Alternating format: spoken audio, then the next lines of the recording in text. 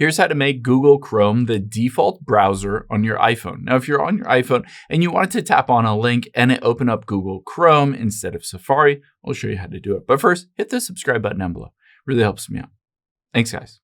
Now, let's first just open up the settings here on your phone, and you need to make sure that you've updated to the latest operating system. So let's tap on General and Software Update, and make sure that you've updated. Again, I have 18.2, so update to the latest iOS operating system.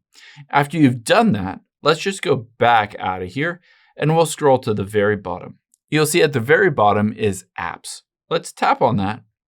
And now at the very top is a new feature called Default Apps. I can tap on it, and you'll be able to see midway down is Browser App. I can tap on it, and if I wanted Chrome to be the default browser on this iPhone, all I need to do is switch it, and it says Chrome will be used to open up links, browse the web. If you have multiple different web browsers, you can change the default here. So now going forward, if you get a text message or an email with a link, it will automatically open in Google Chrome instead of Safari.